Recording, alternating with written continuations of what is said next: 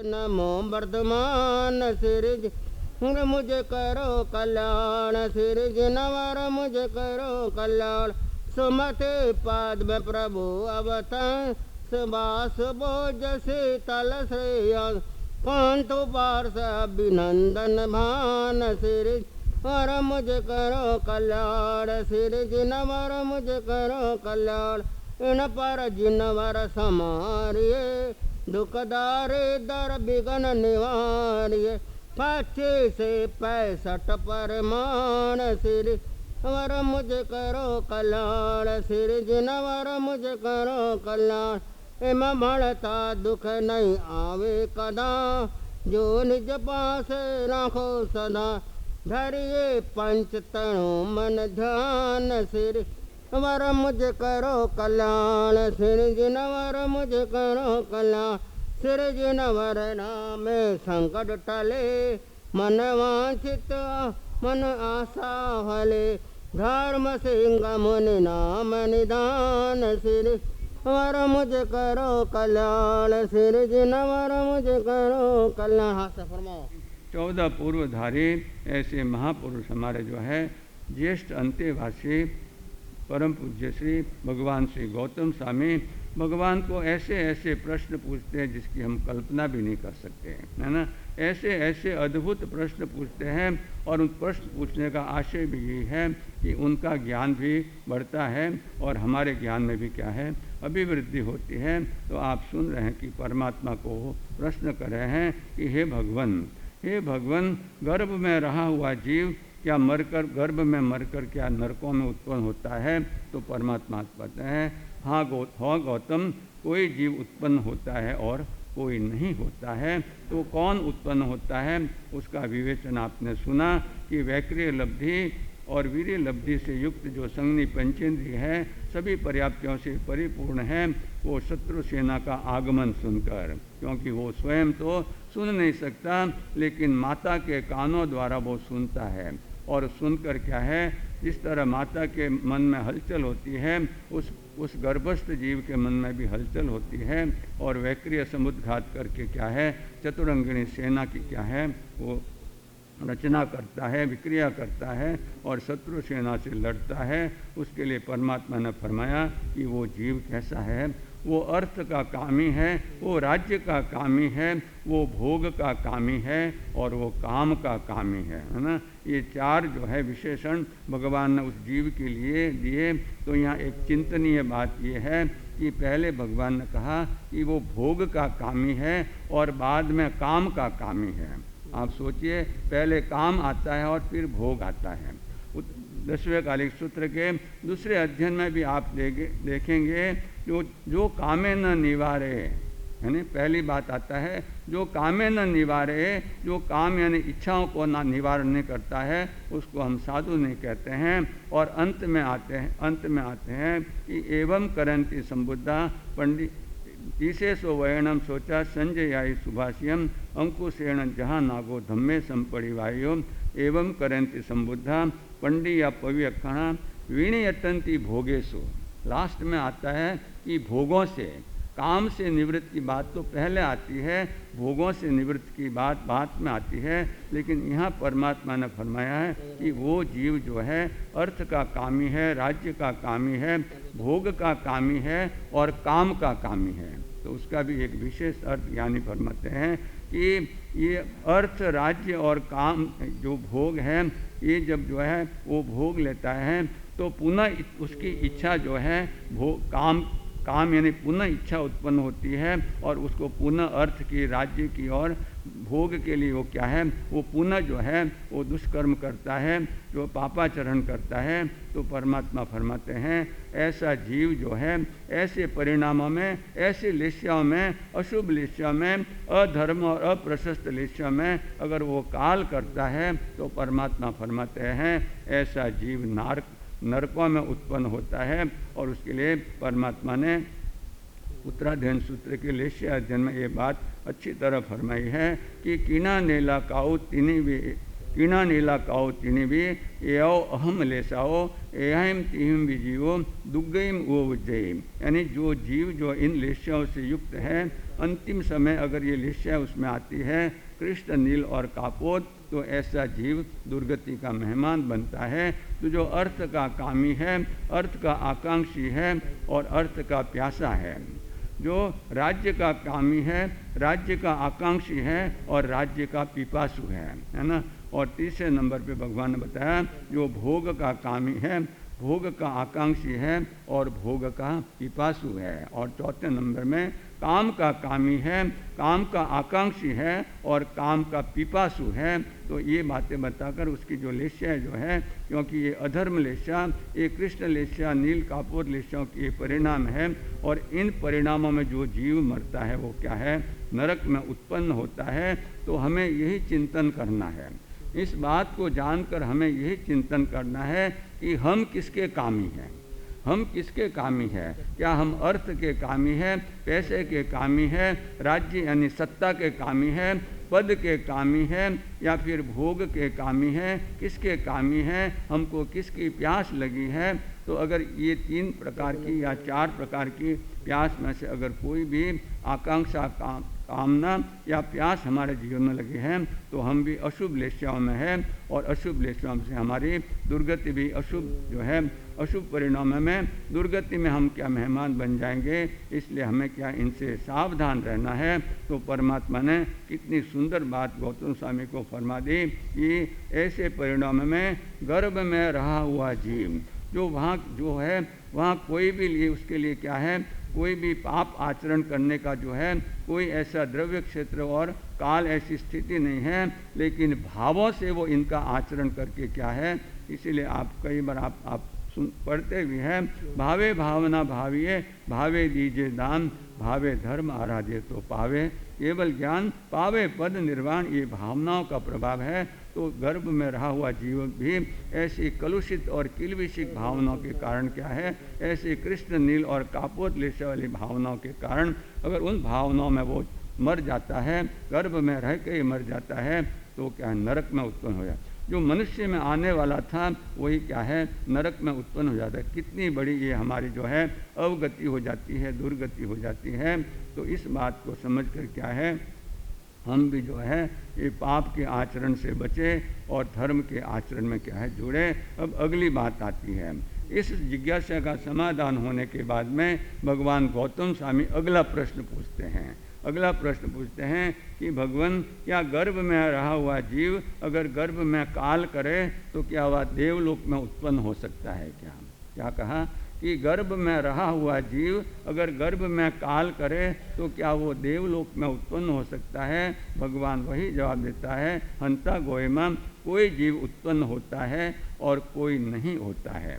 देवलोक में कोई जीव उत्पन्न होता है और कोई नहीं होता है। से केणठेणम भनते, ये किस अर्थ से कहा गया है, ये किस दृष्टि से कहा गया है?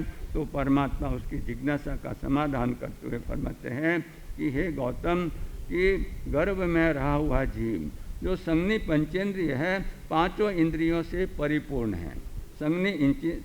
संज्ञी पंचेंद्रिय है, मन है, उसके 5 इंद्रियां परिपूर्ण हैं और साथ ही सभी पर्याप्तियों से पर्याप्त है। ऐसा जीव किसी तथा रूप श्रवण या माहन से, आप देखिए भगवान ने जो विशेषण भी दिया है, तथा रूप कौन होता है? यथा नाम तथा गुण, जैसा उसने जो है संयम आदरा है वैसे ही उसकी जो है उसकी परिणति है, वैसा ही उसका आचरण है, जिसके लिए भगवान फरमाते हैं जाये श्रद्धाए निखंतो पर्याय ठाणम उत्तमम तमेव अनुपालिजा गुणे आयर्य समय। ऐसा तथा रूप श्रवण होता है। जाये श्रद्धाए निखंतो यानी जिस श्रद्धा से अभी निष्क्रमण किया है, जिस श्रद्धा से हमने घर छोड़ा है, अणगार बने हैं, उसी श्रद्धा के साथ में अथवा उसी श्रद्धा को वर्धमान करते हुए ऐसा जीव का है जाय श्रद्धाए निखंतो पर्याय ठाणम उत्तम यानी उत्तम पर्यायों को प्राप्त करते हुए आगे बढ़ता है। ऐसा नहीं कि भाई संयम लिया और फिर धमाका कर लिया, ऐसा नहीं, लेकिन क्या है वो ऊपर उठता है। जाय श्रद्धाए निखंतो पर्याय ठाणम उत्तम यानी उत्तम स्थानों के उत्तम पर्यायों को पालन करता हुआ आगे बढ़ता है। जाय श्रद्धाए निखंतो पर्याय ठाणम उत्तम तमेव अनुपालिजा गुणे आयर्य समय। जो आचार्यों ने यानी यहाँ आचार्य ने जो धर्माचार्य है, जो गौतम स्वामी अहिमुत्ता कुमार को कहते हैं कि आपके गुरु कौन है, तो कहते मेरे धर्म गुरु धर्माचार्य यावत सिद्धि को प्राप्त करने वाले मोक्ष के आकांक्षी ऐसे भगवान महावीर स्वामी। तो यहाँ आचार्य यानी धर्माचार्य यानी भगवान महावीर स्वामी ने जिस धर्म की बात की है, जाय श्रद्धाए निखंतो पर्याय ठाणम उत्तम तमेव अनुपालिजा गुणे आयर्य समय।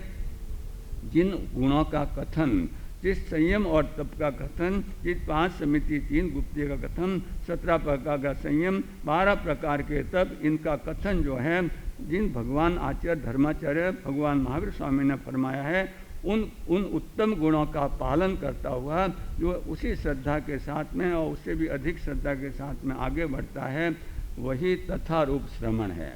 श्रवण है, परमात्मा फरमाते हैं श्रवण कौन होता है? समयाय समणो होए जो समता भाव में रमण करता है। लाभा लाभे सुहे दुखे जीव ये मरणे तहा समो निंदा प्रशंसा सु तहा मानव मानवो।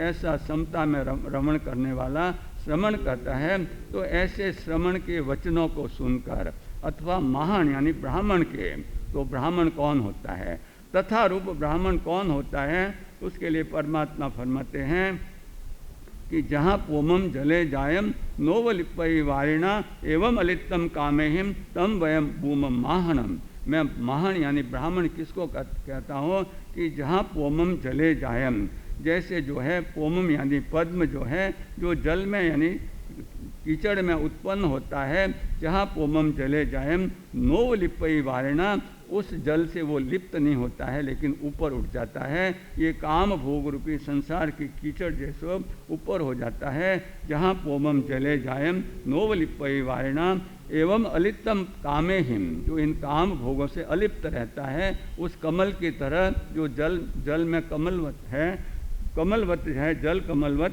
ऐसा जीव जो है वो ब्राह्मण कहता है। और भी बहुत सारी व्याख्याएं भगवान ने ब्राह्मण की कही है, लेकिन ये एक प्रमुख व्याख्या है। तो बंधुओं, ऐसे श्रवण तथा रूप श्रवण या महान से धर्म का यानी धर्म का एक वचन भी सुनकर, अब वो सुनेगा कैसे? अगर माता सत्संग में बैठी है, संतों के प्रवचन सुन रही है, तो वो सुनेगा, नहीं तो कैसे सुनेगा? कोई अपने घर में तो कोई श्रवण आके आपको व्याख्यान देने वाले नहीं है, वो तो सुनेगा। तो बंधुओं, मुझे कहते हुए परम हर्ष की आनंद की अनुभूति होती है कि हमारे गुरुदेव भी ऐसे ब्राह्मण थे, कमल की तरह, नाम ही कमल था और निर्लेप थे कमल की तरह। और मैंने देखा कि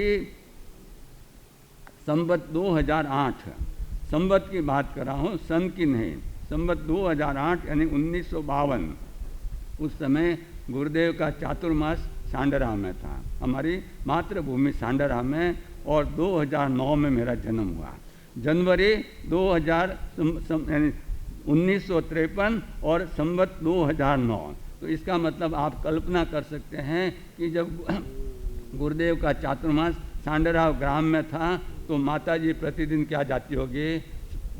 गुरुदेव के प्रवचन श्रवण करने जाती होगी, उनकी गोचरी आदि की जो भी सेवा है करती होगी। तो आज उसका परिणाम देखिए, मैं तो माता की कुक्षी में था, लेकिन माता का जैसा आचरण होता है, धर्माचरण होता है, तो बेटा भी धर्मी बनता है, और पापाचरण होता है तो अगर जो है अच्छा श्रवण करती है तो वो श्रवण कुमार या श्रवण बन जाता है, और पापाचरण करती है तो कंस या रावण बन जाता है। तो बंधुओं, मेरे लिए तो परम सौभाग्य की बात है कि 2008 में गुरुदेव का चौमासा, संवत 2008 में गुरुदेव का चौमासा सांडरा में, 2009 में मेरा जन्म हुआ। और देखिए उसी का प्रभाव है कि आज क्या है, ये गुरुदेव की कृपा से जो है पंच परमेश्वर के स्थान में आना हुआ है। तो बंधुओं, कहने का मतलब है परमात्मा गौतम स्वामी को फरमाते हैं कि हे गौतम, ऐसा गर्भ में रहा हुआ जीव जो संगनी पंचेंद्रिय है, 6 की 6 पर्याप्तियों से परिपूर्ण है, और ऐसा जीव जो है वो जो है जो सत्संग में जो है, जब माता सत्संग में जाती है तो तथा रूप श्रवण या ब्राह्मण से जो है एक भी वचन सुनकर, कितने, एक भी वचन सुनकर निस्सम यानी उसको धारण करके, मन में धारण करके, और उसके लिए आप देखिए छोटी साधु बनना में भी आता है, एक वचन श्री सदगुरु केरो, जो बेसे दिल माय रे प्राणी, नरक निगोद मते न विजावे, एम कहे जिन राय रे प्राणी, साधु जी ने वंदना नित्य नित्य कीजे, साधु जी ने वंदना नित्य नित्य कीजे, प्राते उगमते सूर रे प्राणी, साधु जी ने वंदना। तो बंधो, एक वचन श्री सदगुरु कह रहो, हमने कितने वचन सुने, है ना। गुजराती में कहते हैं, सांभળી सांभળી फूट्या कान तो ये ना आवे रे ब्रह्म ज्ञान। आत्मज्ञान नहीं हुआ, क्योंकि हम क्या है, माला भी गिनते हैं और प्रवचन भी सुनते हैं, यानी प्रार्थना की पुस्तक भी देखते हैं और प्रवचन भी श्रवण करते हैं। भगवान ने कहा एक समय में एक काम होता है, या तो आप प्रवचन सुनो या माला गिनो, है ना। या और भगवान के वचन कैसे हैं, अगर हम माला गिनते हैं तो भगवान के वचनों की आसाधना होती है। अगर हम जो दूसरा कोई भी काम करते हैं, कोई बहन आई उसको देखने में लगे कैसी साड़ी पहनी है, कैसे जो है, तो भी क्या है, भगवान के वचनों की आसाधना हुई, क्योंकि सबसे महत्वपूर्ण अगर कोई चीज़ है तो भगवान की वाणी है ना। ये सर्वश्रेष्ठ और सर्वोत्तम है। इनमेव निगंथम पावेणम सत्यम अनुत्तरम केवलियम परिपूर्णम। ऐसी वाणी को सुनकर अगर हमारा ध्यान किसी और तरफ जाता है तो ये भगवान की अरिहंताणम आसायणाय, सिद्धाणम आसायणाय, आयर्याणम आसायणाय, उवज्जायणम आसायणाय, सावणम आसायणाय, सावणीनम आसायणाय, है ना। और श्रावक और श्राविकों की आसाधना होती है, क्योंकि आपके कारण दूसरों का ध्यान विचलित होता है, तो उनकी भी आसाधना होती है। देवाणम आसान है, देवीणम आसान है। यहाँ भले कोई देव हो कि नहीं हो, लेकिन पुण्य से हमको ये जो है स्थान मिला है, उसकी भी आसाधना होती है। तो हमें जो है इन बातों से बचना चाहिए। एक वचन श्री सदगुरु के रब, तो वो गर्भ में रहा हुआ जीव जो है, उस एक वचन को भी सुनकर अवधारण कर। माता ने जो सुना, माता ने भी ध्यान से सुना होगा, वो भी एकाग्र होकर जो है, जैसे जो हमारे यहाँ कहा गया है कि 5 अभिगम धारण करके जब आते हैं तब हमारा एकाग्रता से अंतिम जो है अभिगम जो है कि मन को एकाग्र करके श्रवण करना, ये कब होता है? जब हम 5 अभिगमों में से पहले के 4 को, पहले 4 स्टेप को धारण करते हैं, तो फिर 5वां अभिगम आता है एकाग्रता पूर्वक मन को एकाग्र करके श्रवण करना।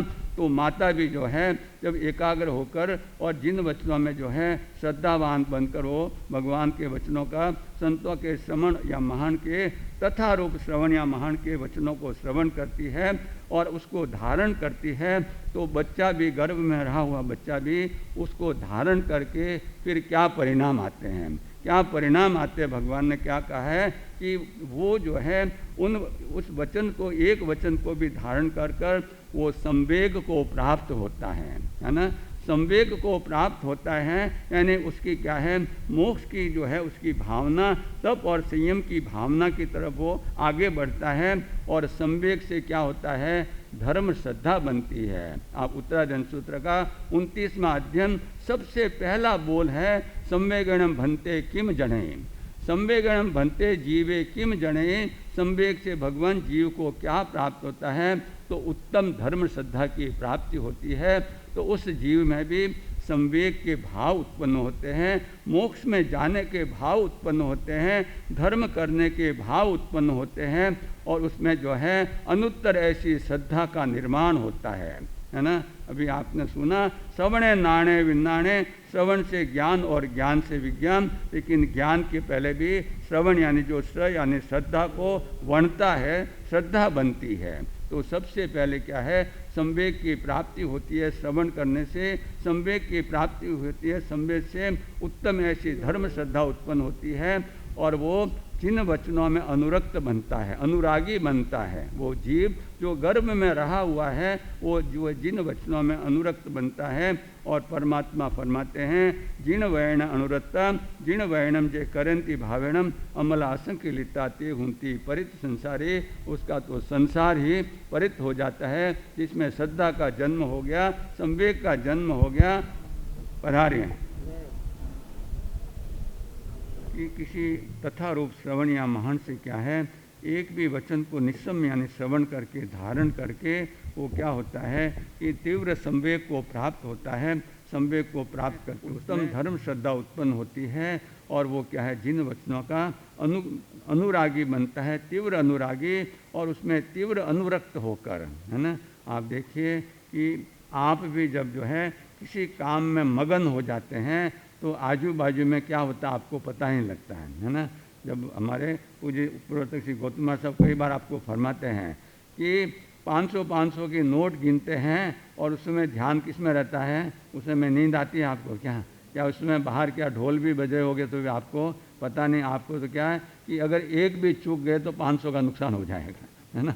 तो वहाँ तो आप सावधान रहते हैं, लेकिन जिन वचनों को श्रवण करने में अगर हम सावधान रहे, अनुरक्त बन जाए, तो उस जीव की देखिए क्या सुगति होती है। उसने कोई धर्म का आचरण किया नहीं, उसने कोई संयम और तप को पाला नहीं, केवल जिन वचनों को सुना तथा रूप श्रवण और महान से, और तीव्र संवेग उसके अंदर उत्पन्न हुआ, उत्तम धर्म श्रद्धा उसके उत्पन्न हुई, और वो जो है परमात्मा आगे बहुत सुंदर बात फरमाते हैं कि वो जिन वचनों में अनुरक्त बना हुआ वो जीव, वो धर्म का कामी है, वो पुण्य का कामी है, वो स्वर्ग का कामी है, वो मोक्ष का कामी है। ये चार बातें वहाँ से यहाँ की उल्टी आप देखिए, वहाँ वो जो है नरक में जाने वाला जीव अर्थ का कामी था, राज्य का कामी था, भोग का कामी था, और संसार की कामनाओं का कामी था। यहाँ ये जीव जिन वचनों को सुनकर धर्म का कामी बनता है, पुण्य का कामी बनता है, यानी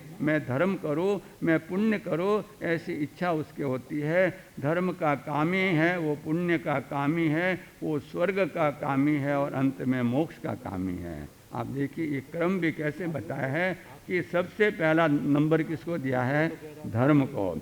धर्म से ही पुण्य होगा, धर्म से ही स्वर्ग मिलेगा, और धर्म से ही मोक्ष मिलेगा, है ना। धर्म से याचे सुर तरु देत सुख चिंतित चिंता रहन, बिन याचे बिन चिंतिए धर्म सकल सुख देन, धर्म सदा सुख देन। तो ये धर्म का प्रभाव है। तो अभी आगे क्या अधिकार आएगा और कैसे उस जीव के परिणाम होंगे और कैसे वो जो है देवलोक में गमन करेगा, ये बात आपको अवसर कही जाएगी। बोलिए भगवान महावीर स्वामी। सहज अभिराम है, शुद्ध बुद्ध अविरुद्ध अनादि अनंत है, जगत शिरोमणि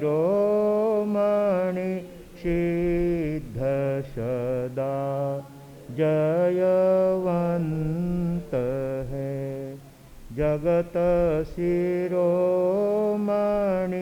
सिद्ध सदा जयवंत है।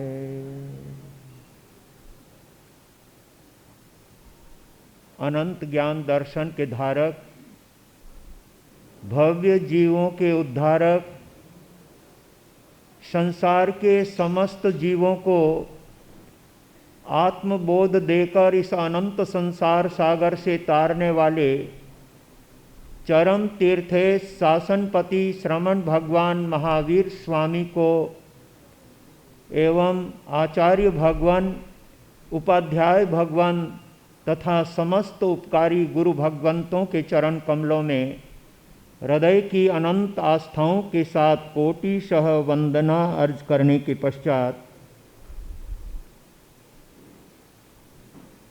वीर प्रभु जी मेरी रंग दो चुनरिया, वीर प्रभु जी मेरी रंग दो चदरिया,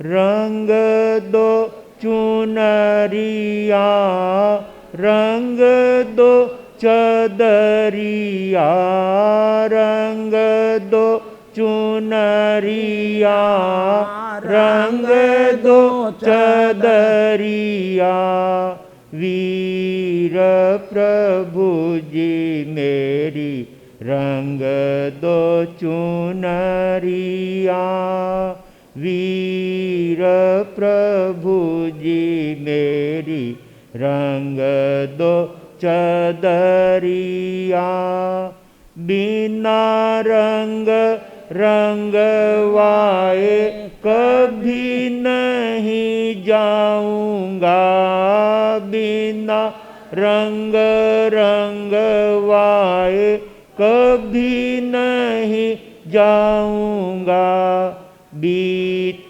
जाए चाहे सारी उमरिया, बीत जाए चाहे सारी उमरिया, वीर प्रभु जी मेरी रंग दो चुनरिया, वीर प्रभु जी मेरी रंग दो चदरिया, सारा जग रूठे मेरे वीर जी ना रूठे, सारा जग वीर जी ना रूठे, रूठ जाए चाहे सारी नगरिया, रूठ जाए चाहे सारी नगरिया, वीर प्रभु जी मेरी रंग दो चुनरिया, वीर प्रभु जी मेरी रंग दो चदरिया।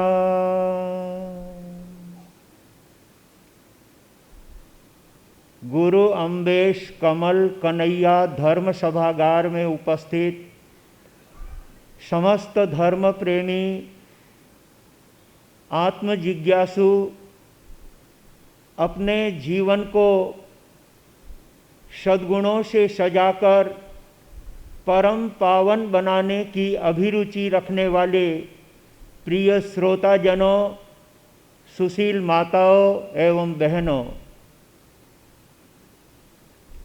देव और गुरु का सानिध्य जीवन को उत्तम बनाने के लिए मिलता है।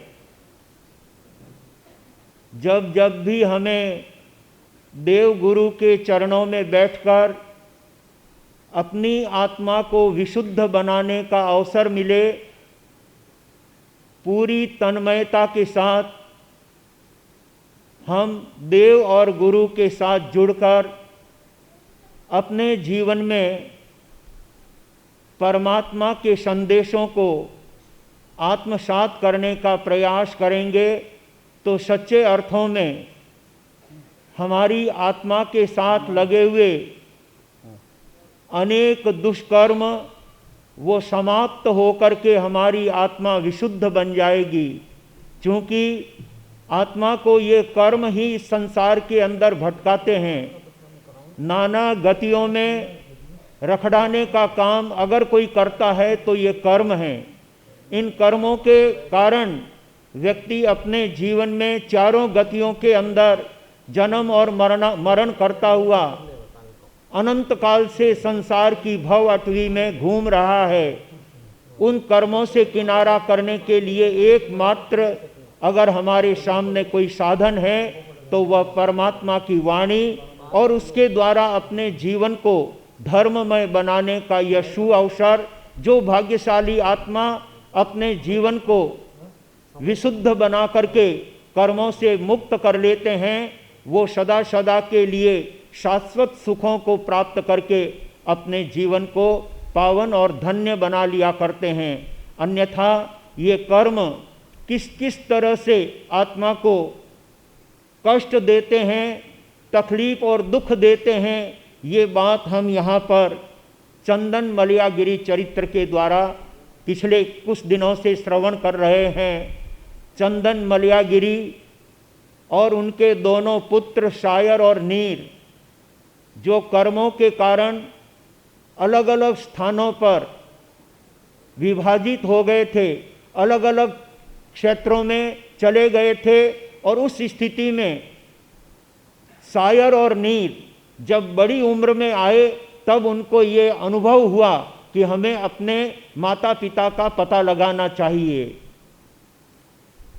कोई किसी प्रकार की खबर उनके पास में नहीं थी कि माता पिता कहाँ हैं, लेकिन बंधुओं, जब अच्छे कर्म उदय में आते हैं, शुभ कर्म उदय में आते हैं, तो बिगड़े हुए काम भी सुधर जाते हैं।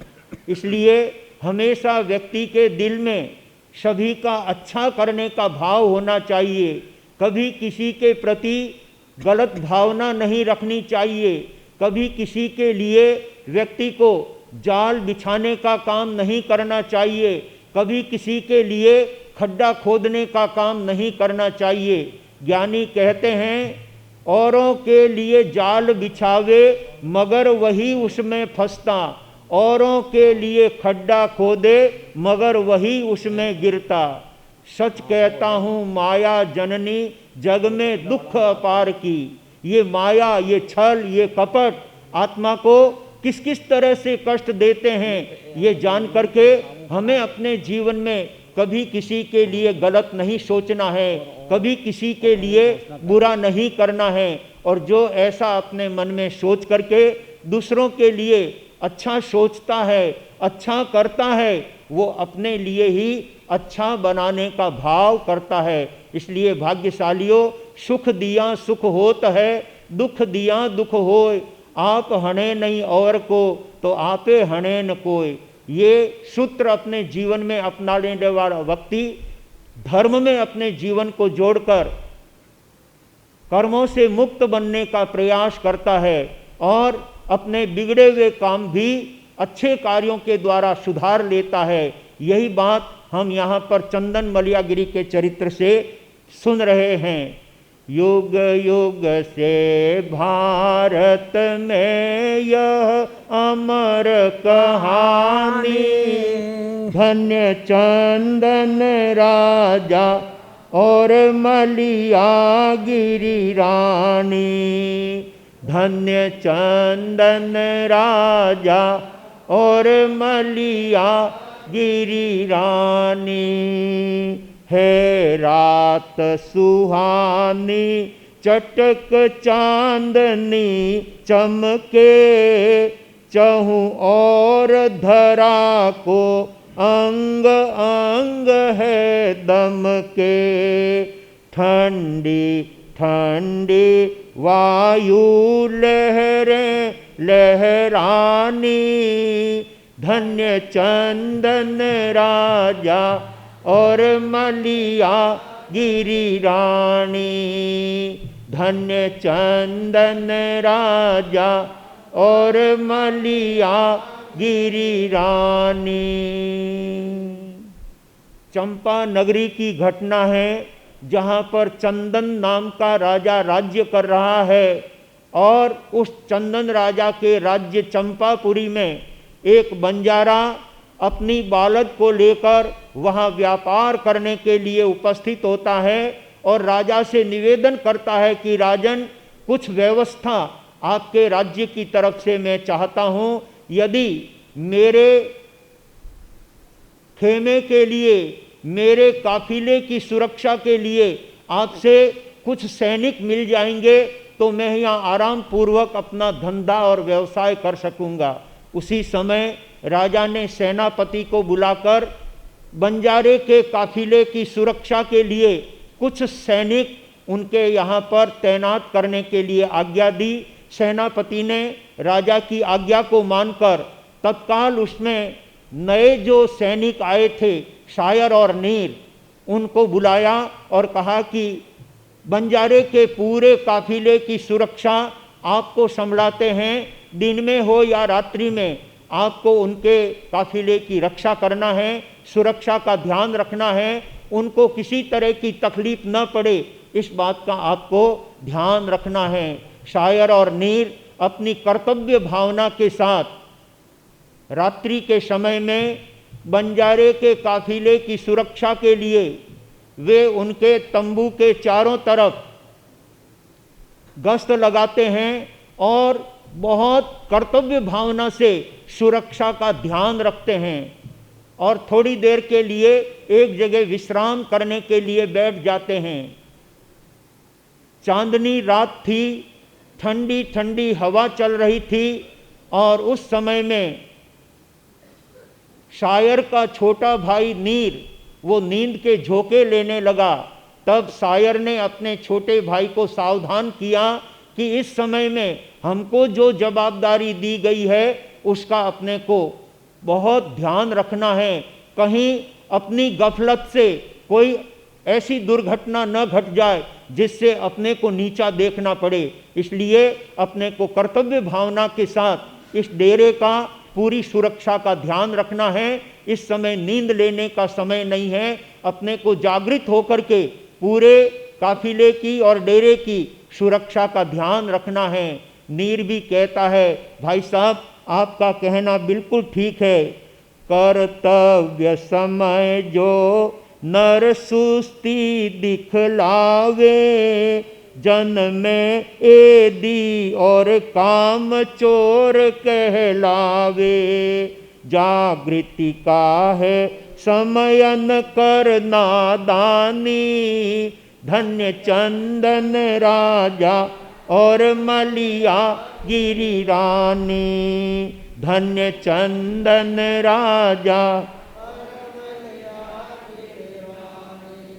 कहे नीर भ्रात सत्य आपका कहना, किंतु मुश्किल है मेरा जागृत रहना, निद्रा की लहरों में तबीयत मुरझानी, धन्य चंदन राजा और मलिया गिरी रानी, धन्य चंदन राजा। शायर अपने भाई को बार बार सावधान करता है। नीर कहने लगा कि भाई साहब आपका कहना बिल्कुल सत्य है, हमें पूरी सावधानी के साथ में अपना काम संभालना है और उसके लिए नींद लेना तो बहुत बड़ी जोखिम की बात है, और जो कर्तव्य के समय में काम करने के समय में एडी की तरह जो सोता रहता है वो लोगों में कभी प्रशंसा का पात्र नहीं बन सकता। इसलिए भाई साहब मैं निवेदन करता हूँ कि मुझे नींद न आए, इसके लिए अपन सावधानी पूर्वक ये रात्रि प्रेम पूर्वक व्यतीत करें और इसके लिए आप मुझे कोई कथा सुनाएं, कोई कहानी सुनाएं जिससे मेरा मन उस कहानी में लग जाएगा और नींद नहीं आएगी। शायर बोला लो तुमको कथा सुनाऊं, पर बीती कह कर तेरा मन बहलाऊं, या अपनी कहूँ कहानी नई पुरानी, धन्य चंदन राजा और मलिया गिरी रानी, धन्य चंदन राजा और मलिया गिरी रानी। नीर की बात को सुनकर शायर कहने लगा कि अच्छी बात है, अपने को नींद न आए इसके लिए मैं तुमको कथा सुनाता हूँ, लेकिन भाई साहब आप पर कथा सुनना चाहते हैं या अपने घर पर बीती हुई कथा सुनना चाहते हैं। एक तो पर बीती होती है, जो दूसरों के जीवन ऊपर बीती हुई घटनाएं वो सुनाऊं, या अपने जीवन के साथ में घटना घटित हुई है वो कथा सुनाऊं। तब नीर कहने लगा कि भाई साहब, अपने को दूसरों की कथा से क्या मतलब है? मैं बहुत छोटा था, लेकिन आप मेरे से बड़े हैं, इसलिए आपने बचपन के अंदर बहुत कुछ देखा है, बहुत कुछ सुना है, बहुत कुछ जाना है, इसलिए अपने को तो घर बीती ही सुनाओ। अपने घर के साथ जो बात बीती है वो बात मुझे सुनाओ, जिससे उस बात में मेरा मन लग जाएगा और नींद उड़ जाएगी। तब छोटे भाई की इस बात को मान्य करके शायर अपने छोटे भाई नीर को अपने घर पर बीती हुई घटना अपने छोटे भाई नीर को सुनाते हुए कहता है। फिर शायर बोला, कुसुम नगर था आला, मलिया गिरी रानी, चंदन भूप निराला। महाबल भाई की नियत खूब पलटानी, धन्य चंदन राजा और मलिया गिरी रानी, धन्य चंदन राजा और मलिया गिरी रानी। शायर अपने छोटे भाई नीर को अपने साथ में बीती हुई घटना की याद दिलाता है, और जो ही अपने पर बीती हुई घटना को वो शुरुआत करता है, और उस शुरुआत के अंदर सबसे पहले अपने पूर्व नगर का नाम लेता है। कुसुमपुर नाम का नगर था, तंबू के पास में ही, तंबू के अंदर, उस तंबू के किनारे पर ही महारानी मलियागिरी रात्रि जागरण कर रही थी, धर्म जागरणा कर रही थी, परमात्मा का स्मरण कर रही थी। उसके कानों में ये शब्द पड़े, कुसुमपुर नगर। ये शब्द सुनते ही महारानी का रोम रोम खड़ा हो जाता है और विचार करने लगी कि ये कुसुमपुर नगर की क्या चर्चा करने वाले हैं, कुसुमपुर नगरी की क्या बात कहने वाले हैं। क्योंकि महारानी मलियागिरी उसी नगर की महारानी थी, इसलिए शायर के एक शब्द ने उनकी भावनाओं को उनकी तरफ आकर्षित कर लिया, और शायर कहने लगा, भाई कुसुमपुर नाम का नगर था जहां पर चंदन नाम के राजा राज्य करते थे, और उनकी महारानी का नाम था मलियागिरी। ये बातें सुनकर के तो मलियागिरी अपने आप को नहीं संभाल सकी और विचार करती है कि ये बालक कौन है, और यहाँ पर कुसुमपुर नगर की, चंपा नगरी और कुसुमपुर नगर के राजा और रानी की क्या बात कहना चाहते हैं। हम हैं कुसुमपुर नगर की महारानी और चंदन राजा कुसुमपुर नगर के राजा थे, तो ये बालक कौन है और वहाँ की चर्चा कैसे कर रहे हैं, ये जानने के लिए अपने कानों को चौकन्ना करके उनकी बात को ध्यान पूर्वक सुनती है। शायर अपने भाई से कहने लगा कि उस कुसुमपुर नगर के अंदर चंदन राजा और मलियागिरी नाम की रानी थी, और उनके एक छोटा भाई था जिसका नाम था महाबल। उस महाबल के हृदय में अपने बड़े भाई चंदन के प्रति दुर्भावना पैदा हुई, और उसने पूरे मंत्रिमंडल को अपने पक्ष में करके अपने बड़े भाई के परिवार को समाप्त करने का निर्णय कर लिया। और उस समय में चंदन राजा और मलियागिरी रानी और उनके दोनों लाडले लाल शायर और नीर, जिनको मदना नाम की दासी ने, जो राज परिवार की बहुत पुरानी दासी थी, वो सारी पुरानी बातें जानती थी, उस दासी की वजह से चंदन राजा सुरंग के द्वारा बाहर निकल करके और वहां से जंगल में होता हुआ आगे बढ़ गया, और आगे बढ़ते हुए कनकपुर नगर में आए, और कनकपुर नगरी के अंदर वह मजदूरी का काम कर रहे थे, जहां पर मलियागिरी लकड़ी काट करके अपने परिवार का भरण पोषण करती थी, पालन पोषण करती थी। और एक दिन लकड़ी लेने के लिए जंगल में जाती है और वापिस शाम तक नहीं, दोपहर तक नहीं आई।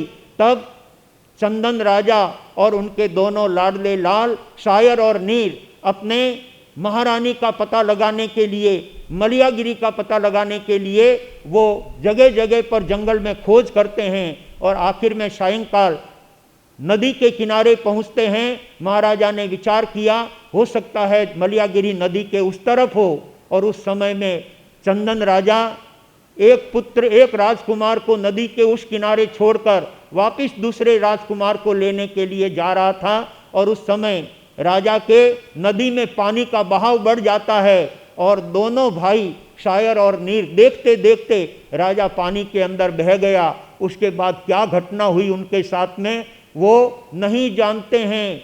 वो अपनी बीती हुई ये सारी घटना अपने छोटे भाई को सुना रहा है और अंदर तंबू में बैठी हुई ये सारी घटना मलियागिरी सुन रही है।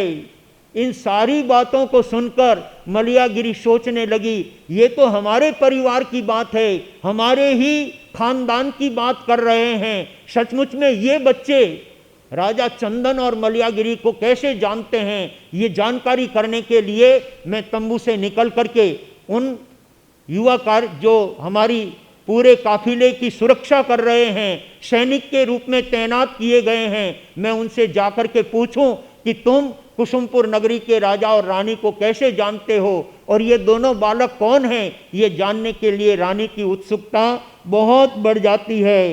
जहाँ शायर नीर को जीवन कथा सुनावे, चंदन मलिया को पितु मात बतलावे, वहाँ पास तंबू में जाग रही है रानी, धन्य चंदन राजा और मलियागिरी रानी, धन्य चंदन राजा और मलियागिरी।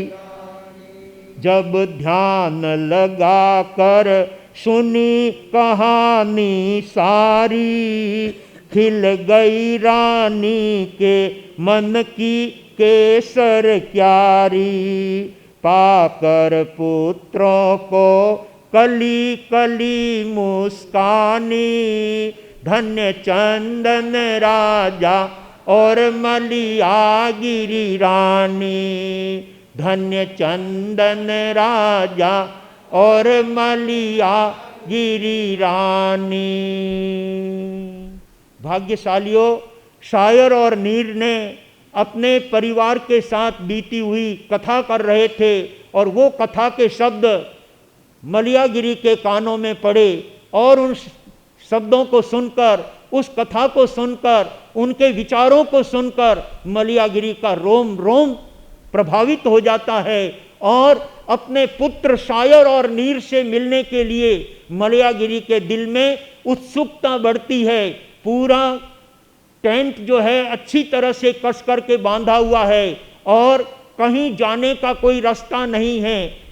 स्वयं बंजारे के सैनिक भी वहां पर अंदर पहरे के लिए बैठे हुए हैं और बाहर जो सुरक्षा के लिए शायर और नीर उनकी सुरक्षा कर रहे हैं वो पंडाल के उस तंबू के बाहर की तरफ है।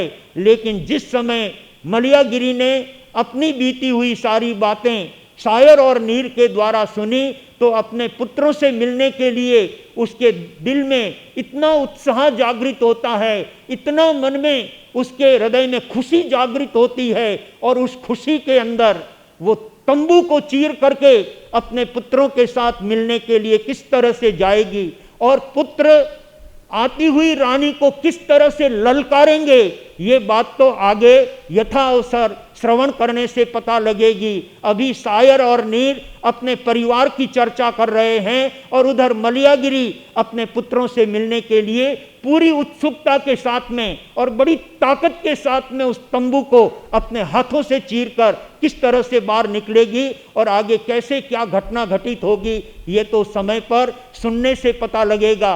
सौभाग्यशालियों, जीवन में अनायास ऐसे योग अनेक बार मिल जाया करते हैं। व्यक्ति स्वप्न में जो नहीं सोचता है वो सारी बातें आकर के हमारे सामने उपस्थित हो जाती है। इसलिए प्रत्येक भाग्यशाली व्यक्ति को अपने जीवन में हर कर्म को करते समय सावधानी रखनी चाहिए, क्योंकि अपने किए गए अच्छे और बुरे कर्म अपने को ही भोगना पड़ते हैं। अच्छे कर्म के अच्छे फल लगते हैं और बुरे कर्म के हमेशा बुरा नतीजा होता है। ऐसा जान करके कभी किसी को किसी के प्रति बुरा नहीं करना चाहिए, बुरा नहीं सोचना चाहिए, बुरा नहीं देखना चाहिए।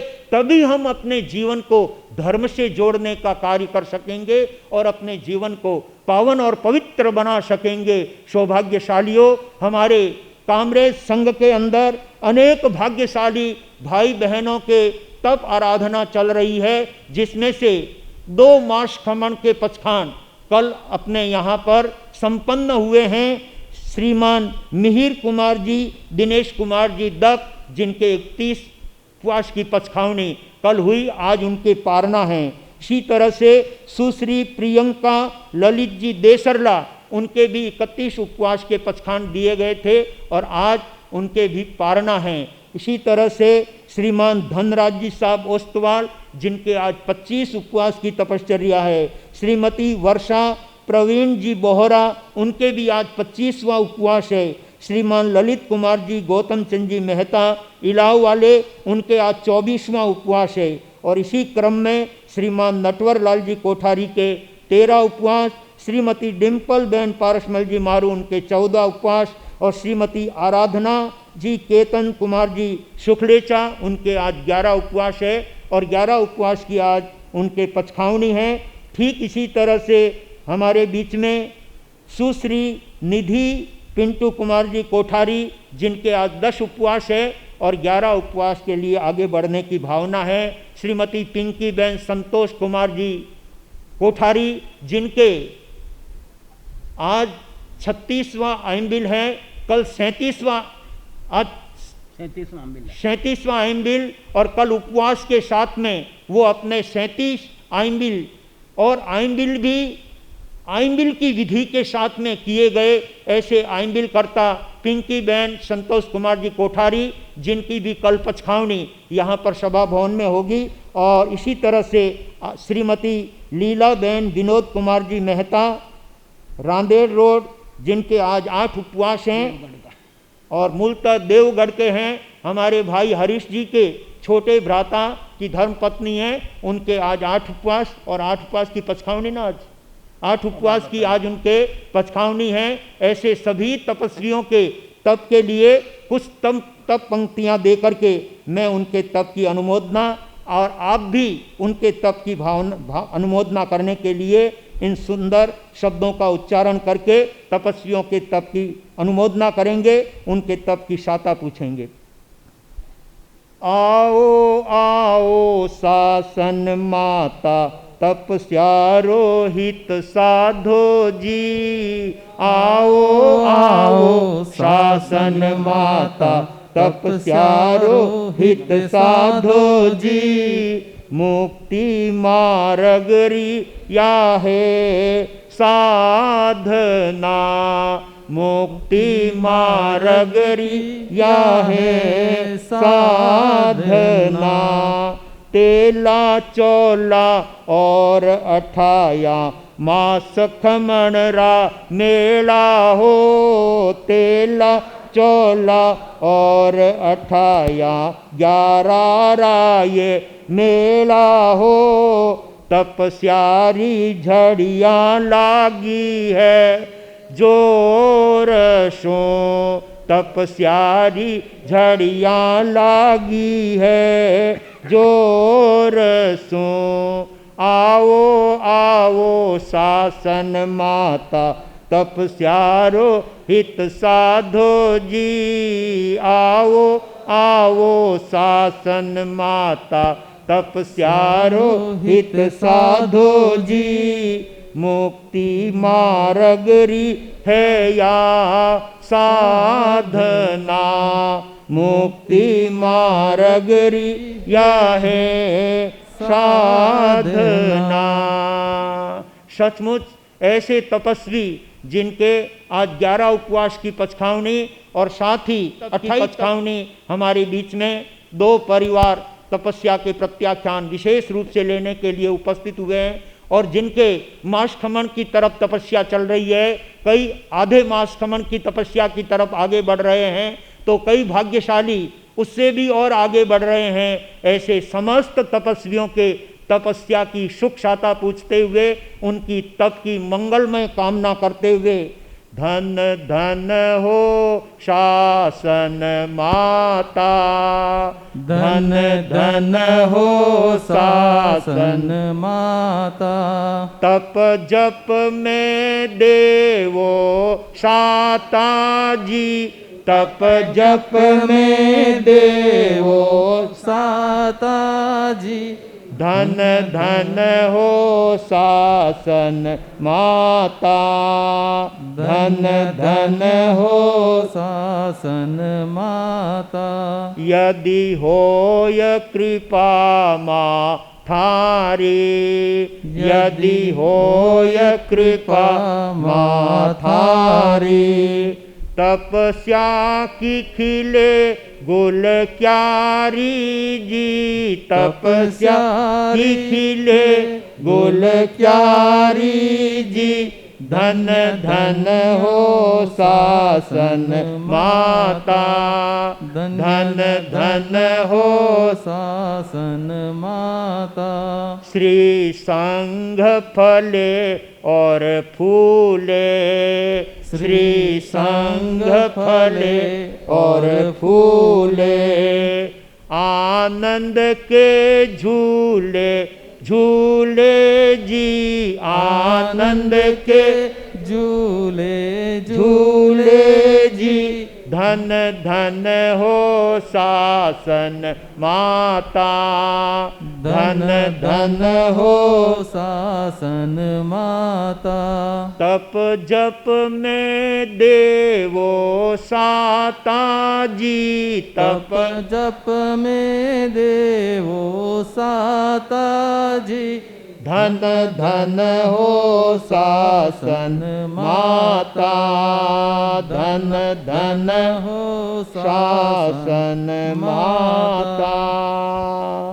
सचमुच बंधुओं, ऐसे तपस्या करने वाले समस्त तपस्वियों को हमारी जिन शासन की माता सपोर्ट करती है, सहयोग करती है और उनके तपस्या में शाता पहुंचाने का ध्यान रखती है, और उन्हीं के बलबूते पर ये तपस्वी अपनी आत्मशक्ति बढ़ाते हुए तप के क्षेत्र में निरंतर आगे बढ़ रहे हैं। और उनमें से 2 तपस्वियों के आज तप प्रत्याख्यान अपने इस सभा के अंदर संपन्न होंगे।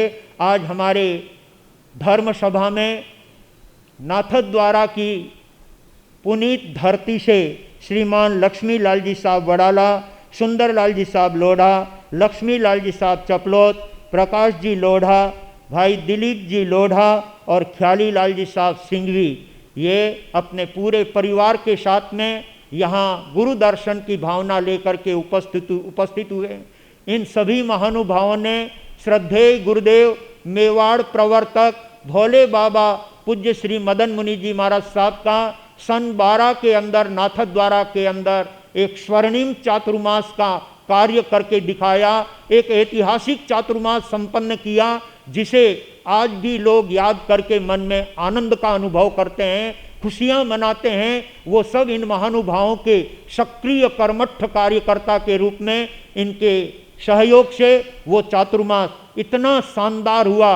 18 मास खमन और लगभग 250-300 के आसपास 28 तपश्चर्या और छोटी मोटी तपश्चर्याएं अनेक हुई, और उसके बीच युवा और युवती यानी बालक और बालिकाओं के अनेक कार्यक्रम, सांस्कृतिक कार्यक्रम उस चातुर्मास के अंदर संपन्न हुए, जिस चातुर्मास को कभी भुलाया नहीं जा सकता।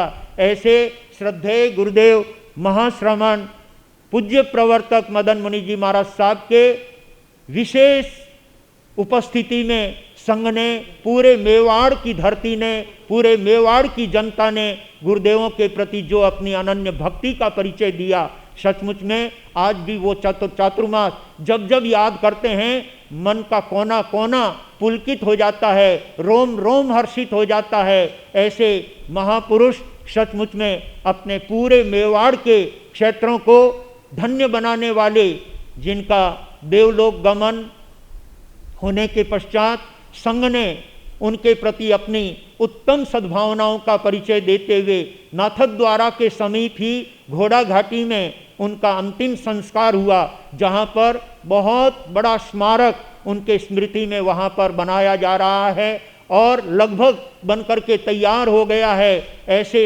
स्मारक पर अनेक संप्रदायों के साधु साध्वी, चाहे मूर्ति पूजक हो, स्थानकवासी हो, तेरापंथी हो, यहाँ तक कि दिगंबर आचार्य भी उस क्षेत्र पर पहुंच करके, घोड़ा घाटी क्षेत्र में पहुंच करके और बाबा मदन मुनि जी महाराज साहब के स्मारक पर पहुंच करके वहाँ की धरती से आनंद का अनुभव करते हैं। ऐसे घोड़ा घाटी के अंदर भाई श्री लक्ष्मी लाल जी साहब बड़ाला और उनके पूरे कार्यकारिणी के सहयोग से और पूरे श्रावक श्राविकाओं के विशेष सहयोग से गुरुदेव का स्मारक तैयार हुआ है और हो रहा है, जहाँ पर आने वाले समय में एक तीर्थ की तरह वो क्षेत्र अपने आप में ऊंचाइयों को लेकर लोगों को प्रेरणा देने वाला होगा, खुशहाली देने वाला होगा और धर्म का अद्भुत आनंद देने वाला वो स्थान होगा। इसी तरह से आज हमारे धर्म सभा के अंदर भाई श्री रूपचंद जी छाजेड़, धर्मेश जी सोनी और भी अनेक कर्मठ कार्यकर्ता हमारे सभा में आए हुए हैं, जो गुरुदेवों के प्रति अनन्य भक्ति और आस्था रखते हैं। आइए हम तपस्वियों के तप प्रत्याख्यान की तरफ आगे बढ़ेंगे, उनके तप की पछावनी होगी और साथ ही संघ के द्वारा तपस्या की बोली से उन दोनों तपस्वियों का हार्दिक सम्मान होगा।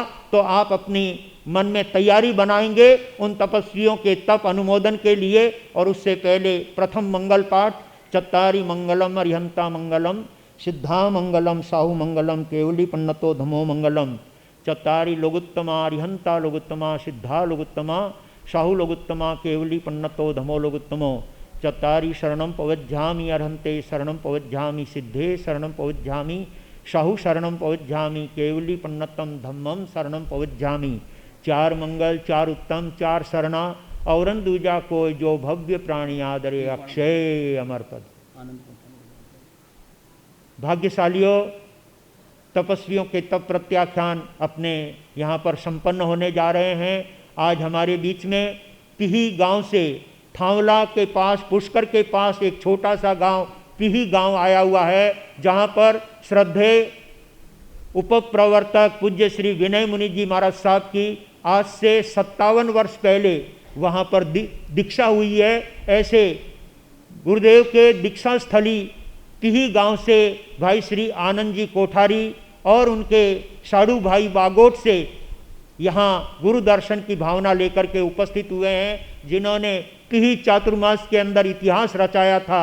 20 घर वहाँ पर जैनों के हैं और उपस्थिति जितनी आप उपस्थिति यहाँ देख रहे हैं, मैं समझता हूँ इससे भी सवाई उपस्थिति वहाँ पिही में 5 ही महीने होती थी और उस समय 5 महीने का चौमासा था। पर्यूषण के बाद में भी हॉल भरा रहता था और 36 कौम के लोग वहाँ पर प्रवचन का लाभ लेते थे। 2.5 महीने तक वहाँ पर हनुमान कथा वांची गई थी। जैसे अपने यहाँ चंदन मलियागिरी की कथा चल रही है, वैसे वहाँ पर हनुमान कथा का 2.5 महीने तक वांचन किया था। 36 कौम के लोग सैकड़ों की तादाद में 500, 400, 400 की उपस्थिति रोज वहाँ पर होती थी और लोग बड़ा आनंद के साथ में हनुमान कथा का आनंद लेते थे। ऐसे पिही गांव से भाई आनंद जी आए हुए हैं। अब मैं तपस्या की तरफ जाऊंगा। हमारे बीच में श्रीमती आराधना जी, केतन कुमार जी शुक्लेचा, भाई श्री महेश जी शुक्लेचा की पुत्रवधू, जिन्होंने पहले कभी उपवास भी नहीं किया। पहली बार में उन्होंने सीधा छक्का लगा करके 11 उपवास की तपश्चर्या करके अपने शुक्लेचा परिवार का गौरव बढ़ाया है। शुक्लेचा बहन आगे आए और 11 उपवास के प्रत्याख्यान लें। आप जो तपस्या करेंगे उसका तो आपको 100% लाभ मिलेगा। आइए ऐसे दौड़े लाभ के अंदर अपने भावों को बढ़ाएं और 11 उपवास की तपस्विनी बहन का सम्मान करके अपने आत्मगौरव को बढ़ाने का कार्य करेंगे। 8 उपवास भाग्यशाली हो। 11 उपवास की तपस्विनी बहन का सम्मान है। कल मास खमन की तपश्चर्या, 31 उपवास की तपस्या के सम्मान में 33 उपवास की बोली लेकर के एक साथ 33 उपवास करेंगे। आज उन भाई के 13वां उपवास है और एक साथ उन्होंने 33 उपवास की बोली लेकर के 31 उपवास करने वाले भाई मिहिर कुमार, दिनेश कुमार जी दत्त का सम्मान का लाभ लिया था। सौभाग्यशालियों, किसी के सम्मान में, अनुमोदन में लाभ लेना भी बहुत बड़ा लाभ है। 8 उपवास, 8 उपवास, 8 उपवास, बोलिए भाग्यशालियों। तपस्या के सम्मान के साथ साथ अपने को भी तप करने का यह अवसर मिलेगा। तरफ वो नहीं आई बोली यार, बाया की तरफ वो चाहिए। अभी भाइयों की तरफ से बोली बढ़ रही है, क्या बात है। 5 और 8 भाई, अभी बहनों की तरफ से कोई आवाज नहीं उठी है। पर्यूषण सामने आ रहे हैं। जैसे गिणगौर के समय में घोड़े बिना डोराए दौड़ते हैं, वैसे ही पर्यूषण के अंदर तो बिना कई लोग तपस्या करते हैं। तो ऐसे पर्यूषण पर्वाधिराज हमारे सामने 20 तारीख से उपस्थित हो रहे हैं। उसके लिए अभी से आप अपनी तैयारी बताइए और 11 उपवास की तपस्विनी बहन का सम्मान का लाभ लीजिए। 8 उपवास, 8 उपवास, 8 उपवास एक बार, 8 उपवास 2 बार, 9 उपवास, क्या बात है। 9 उपवास, 9 उपवास एक बार, 9 उपवास 2 बार और 9 उपवास 3 बार। बोलिए भगवान महावीर स्वामी की जय हो। तपस्वी का श्री जगदीश जी कालिया परिवार के द्वारा भी तपस्वी का सम्मान किया जा रहा है। कोयमतूर से छाजेड़ साहब आए, उन्होंने 8 उपवास की बोली लेकर के मन में संकल्प लिया। ऐसे भाव जब हमारे धर्म सभा में लोगों के दिल में होते हैं तो हमारे संघ की और जिन शासन की प्रभावना के साथ साथ हम अपनी आत्मा को भी परम विशुद्ध बनाने का भाव रखते हैं। 9 उपवास, 9 उपवास एक बार, 9 उपवास 2 बार, 11 उपवास, क्या बात है। बंधुओं, भावना होती है तब तपस्या की बोली ली जाती है। आइए बहनों, 11 उपवास, 11 उपवास ललिता देवी के 8 उपवास की तपस्या का सम्मान। 11 उपवास, 11 उपवास।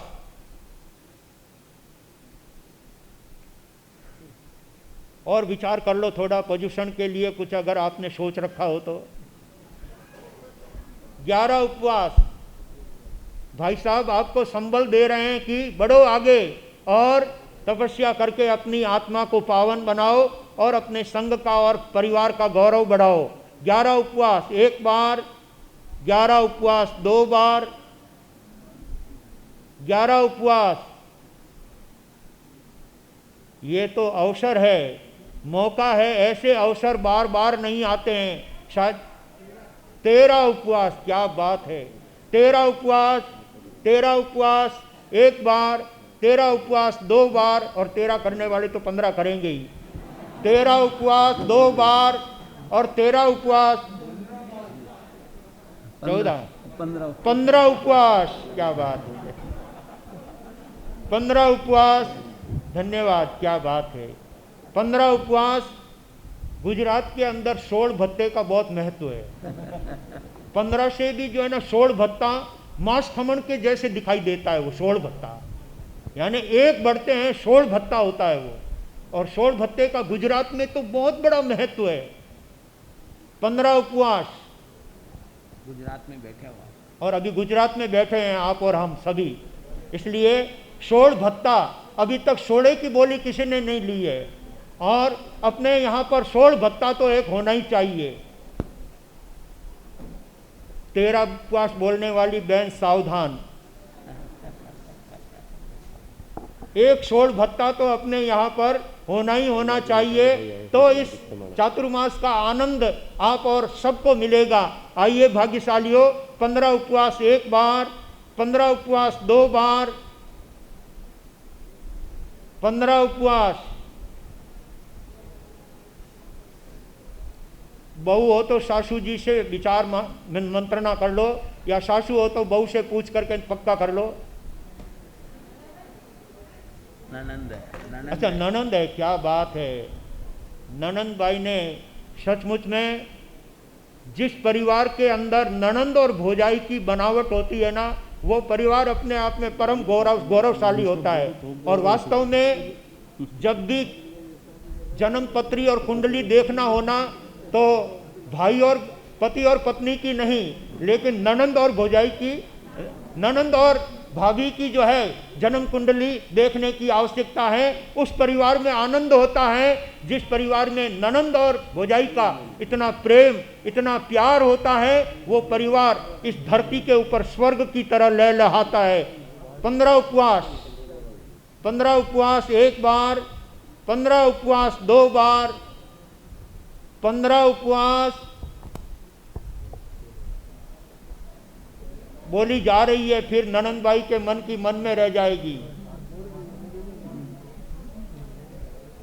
सोच लो, अभी भी मौका है, फिर ये अवसर नहीं आएगा। भले दूसरे का लाभ ले सकते हैं, लेकिन भाभी के तपस्या के सम्मान का लाभ ये फिर नहीं मिलेगा। ये मौका तो अभी अपने सामने है।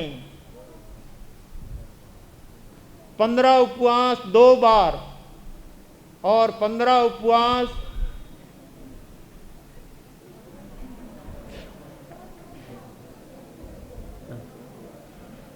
16 उपवास, 16 उपवास। धन्यवाद। एक ननंद बहन अपने भाभी जी का सम्मान का लाभ ले, ये अपने लिए बहुत अच्छी गौरव की बात है।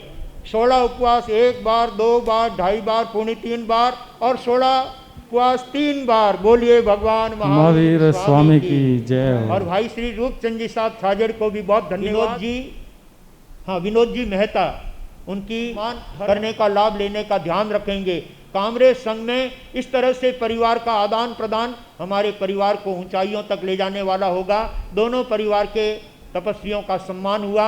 अब तपस्वियों के तप प्रत्याख्यान अपने यहाँ पर कराए जाएंगे। बड़ी तपस्या के अमुक प्रत्याख्यान उनके घर पर हो चुके हैं।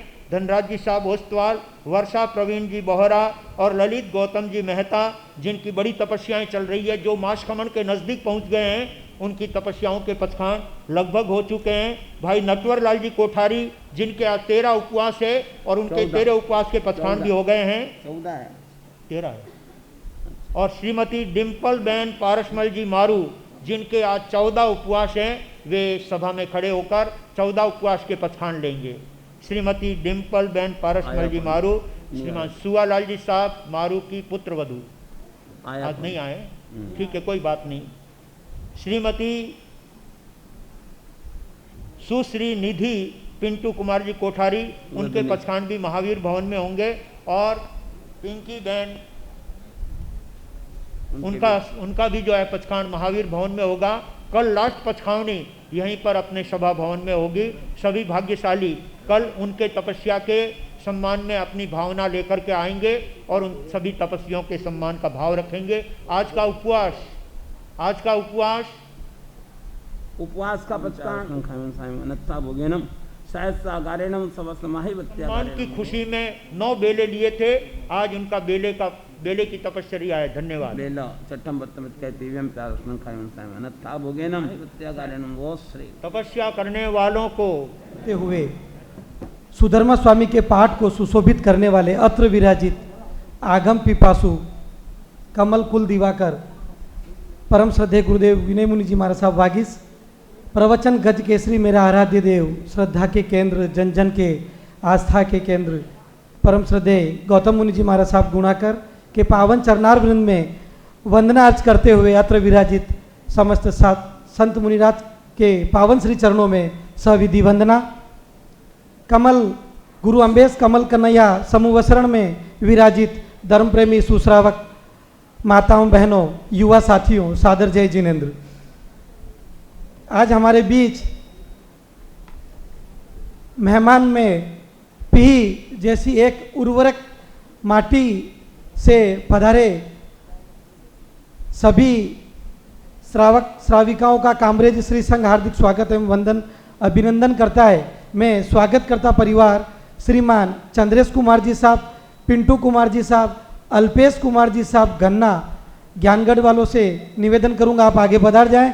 आज हमारे बीच नाथद्वारा, पी, कोयम्बटूर, खेमाणा, ओलपाड़ से पधारे सभी श्रावकों का स्वागत बहुमान करना है। स्वागतकर्ता परिवार आगे पधार जाएं। स्वागतकर्ता परिवार में गन्ना परिवार के वरिष्ठ सदस्य श्रीमान बाबूलाल लीसा गन्ना एवं श्रीमान पारस मल्लीसा गन्ना उपस्थित हो तो वो भी आगे पधार जाए। पी से पधारे श्रीमान आनंद कुमार जी साहब कोठारी पी से पधारे हैं, आप आगे पधारें। श्री संघ आपका हार्दिक स्वागत एवं बहुमान करना चाह रहा है। बच्चे हमारे चौमासे के टाइम भी इसी तरह से सामयिक के यूनिफॉर्म में सामयिक करते थे। गुरु भक्त श्रावक हैं, युवाचार्य मधुकर मुनि जी महाराज साहब के प्रति अनन्य भक्ति। साहब बड़ाला नाथद्वारा से हमारे बीच पधारे हैं, आप बड़ाला आगे। श्रीमान दिलीप कुमार जी साहब लोढ़ा, श्रीमान साहब ख्याली लाल जी साहब सिंघवी, श्रीमान प्रकाश जी साहब लोढ़ा, श्रीमान सुरेंद्र जी साहब लोढ़ा, श्रीमान लक्ष्मीलाल जी साहब चपलोत, आप आगे पधारें। श्री संघ आपका स्वागत बहुमान करना चाह रहा है। संघ का स्वागत स्वीकार करावें। हमारे कुचेरा वालों की तरफ से 1100 रुपये की राशि जीव दया में प्राप्त हुई, जीव दया में प्राप्त हुई, धन्यवाद साहब। अतिथि विशेष में श्रीमान धर्मेश जी साहब सोनी मुमरा मुंबई से हमारे बीच पधारे हैं, आप आगे पधारिए। श्री संघ आपका हार्दिक स्वागत एवं बहुमान करना चाह रहा है। श्रीमान धर्मेश जी साहब सोनी गुरु अम्बेश के परिवार से हैं। श्रीमान रूपचंद जी साहब छाजेड़ हमारे बीच कोयम्बटूर से पधारे हैं, बहुत बहुत धन्यवाद। संघ के द्वारा आपका हार्दिक सम्मान। रूपचंद जी साहब छाजेड़ कोयम्बटूर वालों की तरफ से 1100 रुपये की राशि जीवदया में प्राप्त हुई। श्रीमान धर्मेश जी साहब सोनी, श्रीमान राजू जी साहब गांधी ओलपाड़ से हमारे बीच राजू जी साहब पोखरना देवगढ़ ने अपनी कुशलता पूर्वक वहाँ पर संपन्न कराएं। शंकर लाल जी साहब मेहता आते रहें, विनती करते रहें, जब भी आपको अनुकूलता हो हमारे देवगढ़ क्षेत्र को अवश्य लाभ देवें। आपका पूरा परिवार समर्पित भाव से सेवा करता। आप भी आगे पधारें। श्री संघ आपका हार्दिक स्वागत एवं बहुमान करना चाह रहा है। संघ का आतिथ्य स्वीकार कर संघ को अनुग्रहित करावें। श्रीमान प्रकाश जी साहब लोढ़ा सिंधु, श्रीमान रवि जी साहब मेहता, चंदनबाला महिला मंडल में उर्मिला जी साहब देरासरिया से 15,000 की राशि से संघ को प्राप्त हो रही है और उन्हीं के द्वारा आज प्रवचन पश्चात की प्रभावना के लाभार्थी श्री वर्धमान स्थानकवासी जैन श्रावक संघ नाथद्वारा है और कल भी 15/8/2025 कल भी प्रार्थना की प्रभावना एवं प्रवचन पश्चात की प्रभावना के लाभार्थी श्री वर्धमान स्थानकवासी जैन श्रावक संघ नाथद्वारा है। आपका बहुत बहुत हार्दिक धन्यवाद श्रीमान। सूचना में कल 15 अगस्त हमारा अवसर पर 15 अगस्त के विषय में कल प्रवचन में अपनी बात चर्चा करने का भाव रखूंगा। सभी भाग्यशाली अपने देश के प्रति समर्पित भावना लेकर के कल के प्रवचन का लाभ लेने का ध्यान रखेंगे और स्वतंत्र भारत के लिए अपने मनोभावों को और अच्छा बनाते हुए गुरुदेव के सानिध्य में 15 अगस्त शुक्रवार सुबह 8 बजे महावीर भवन बसेरा सोसाइटी पर ध्वजारोहण का आयोजन रहेगा। इस कार्यक्रम में हमारे सभी बंधुओं को जो हमारा ड्रेस कोड है उसमें पुरुषों को अपने संघ के सफ़ेद कुर्ता कोटी पाजामा एवं युवा अपने संघ के white T shirt blue jeans और महिला अपने मंडल की साड़ी के साथ यूनिफॉर्म में पधारेंगी। उसके पश्चात जो हमारा रूटीन रेगुलर कार्यक्रम है, हमारा चातुर्मास प्रवचन कार्यक्रम यहाँ 13 भवन में रहेगा और विशेष सूचना में कल ध्वजारोहण कार्यक्रम में पधारने वाले सभी बंधुओं को करबद्ध मेरा विशेष निवेदन है कि आप अपनी गाड़ी यानी 4 चक्रीय वाहन एवं द्विचक्रीय वाहन कार्यक्रम संपन्न होने तक सोसाइटी के बाहर ही पार्क करके पधारे। कल का जो ध्वजारोहण का कार्यक्रम है, जो अपना आधे घंटे का कार्यक्रम है, उस दरमियान कोई भी वाहन सोसाइटी के अंदर न लावे, कृपया बाहर ही पार्क करके अंदर कार्यक्रम में पधारे। आप सभी से निवेदन है कि ज़्यादा से ज़्यादा संख्या में पधारे और राष्ट्र एवं अपने संघ समाज के प्रति अपनी कर्तव्य भावना का परिचय देवे। सभी से अनुरोध हो कि सभी समय का खास ध्यान रखते हुए समय पर पहुंचने का प्रयास रखें। और जो हमारा भिक्षु दया का कार्यक्रम जन्माष्टमी मेले में 4 बजे 5 बजे मास्क कौन वाड़ा के जाऊंगा। भिक्षु दया के कार्यक्रम में सामयिक वस्त्र, चोल पट्टा, चद्दर, मुंहपत्ती, आसन, कुंजनी लेकर आना है सभी को और टिफिन आदि की व्यवस्था यहीं से होगी। दिन भर प्रतियोगिता आदि का कार्यक्रम दिन भर भवन पर रहेगा। एक दिवस साधु के रूप में रहकर गोचरी दया का लाभ उठावे। 12 वर्ष से ऊपर की आयु वाले भिक्षु दया में खास ध्यान रखें, 12 वर्ष की ऊपर के आयु वाले धर्म प्रेमी बंधुओं को इसमें भाग लेने की सम्मति है। और सभी ज़्यादा से ज़्यादा संख्या में अपने नाम आज शाम तक राजू भाई नंगावत एवं नवीन जी देरासरिया को अपने भिक्षुदया के नाम उनको संपर्क करके नाम लिखवा है। भिक्षुदया के प्रभावना एवं इनके लाभार्थी परिवार श्रेष्ठी वर्य उदार मना सम्मानीय परम गुरु भक्त स्वर्गीय श्रीमती लाडबाई स्वर्गीय श्रीमान प्रेमचंद जी साथ चौरड़िया की स्मृति में श्रीमती सूरत देवी श्री मनोहरलाल जी शाह, श्रीमती रेखा देवी, श्री आशीष कुमार जी शाह, सारव कुमार जी शाह, सावी चौरड़िया परिवार, मदनगंज, किशनगढ़, सूरत, उनकी तरफ से भिक्षुदया की प्रभावना के लाभार्थी परिवार है। और जो हमारे संघ में आज गुरुदेव ने बताया जो तपस्या का माहौल चल रहा है, बहुत ही हमें आनंद है कि श्री संघ चातुर्मास बहुत ही ऐतिहासिक रूप से आगे बढ़ रहा है और गुरुदेव के आशीर्वाद से, उनकी प्रेरणा से, उनकी वाणी के प्रभाव से जो तपस्या का माहौल चला है उसमें मैं दो पंक्ति कहते हुए मैं अपने वाणी को विराम दूंगा। जो तपस्या का माहौल में दीप प्रज्वलित हुआ नया सवेरा है, दीप प्रज्वलित हुआ नया सवेरा है, कामरेज का प्रांगण रोशनी से हुआ उजियारा है, झिलमिल सितारे सारे करते आपको वंदन है, झिलमिल सितारे सारे करते आपको वंदन है, तपस्या करने वालों के चरणों में हम सबका कोटि कोटि वंदन है। सभी तपस्वी अपनी तपस्या सुख साता पूर्वक करते हुए उनके मंगल स्वस्थ स्वास्थ्य की कामना करते हैं और सभी तपस्वी अपनी तपस्या सुख साता पूर्वक गुरुदेव के आशीर्वाद से, शासन माता की कृपा से अपनी तपस्या सुख साता पूर्वक अपने संकल्प को प्राप्त करे, यही शुभकामना मंगल कामना। सभी तपस्वी बाहर से पधारे हुए सभी अतिथियों का श्री संघ की ओर से नम्र निवेदन है, गौतम प्रसाद की व्यवस्था महावीर भवन पर रखी गई है और आज जो हमारे मास कमान वाले तपस्वी श्रीमान विनोद कुमार जी साहब, दिनेश कुमार जी साहब, विनोद कुमार जी साहब, हरीश कुमार जी साहब, मिहिर कुमार जी साहब दक